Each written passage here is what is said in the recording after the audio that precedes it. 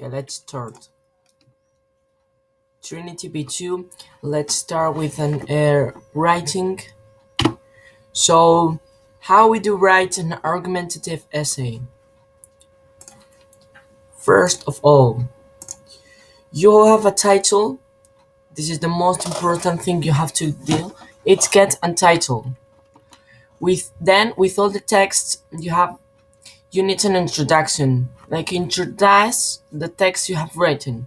Then the body of the paragraphs and then the conclusion. So the structure is like that. First, the title, then the introduction. You address the title of the essay and give arguments of the introduction.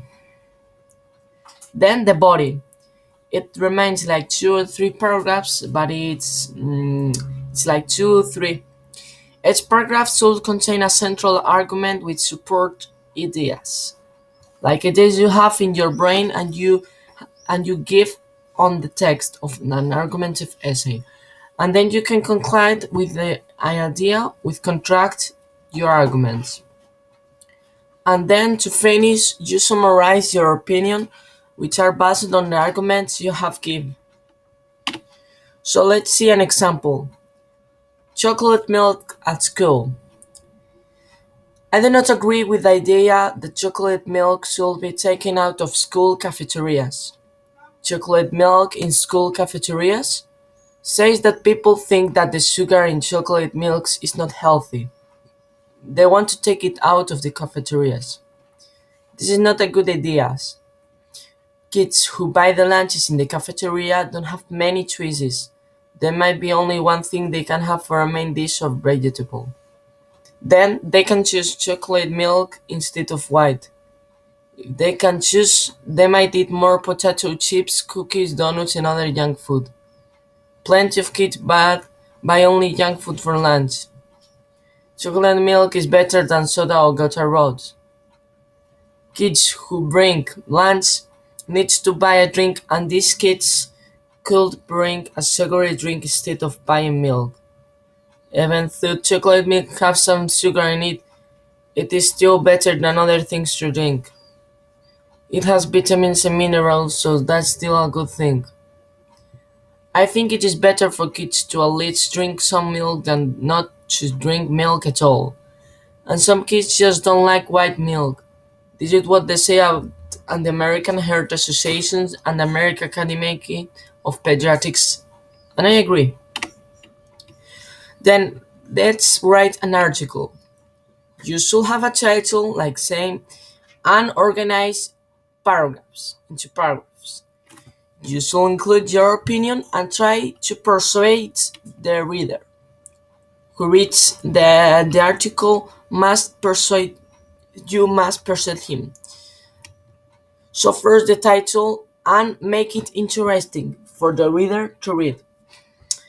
Then the purpose of the introduction is grabbing the reader's attention and start with a rhetorical question. Also, you insult introduce the subject of the article, so understand the meaning of this. Then the body, you should use the content points for your paragraphs. You get. Article often contain descriptive language, and with some examples to support your main points. You have to use more varied language, more grammar and vocabulary in your answer. And then you have to sum up the main points of the idea that the reader expressed. Let's see one example of life and the city. It is said that love is blind and it must be so. I feel a sort of fondness for cities, polluted or heavily congested as they might be. I would not like to live in the country at all. There is something relaxing about noisy roads and the smell of exhaust fumes. I can explain it. It just makes me feel at home. It might have something to do with having been born and raised in a city.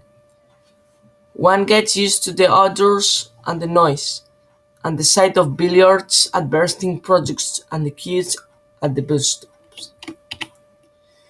It is not true what some anti-city people say, that they are difficult places to live in.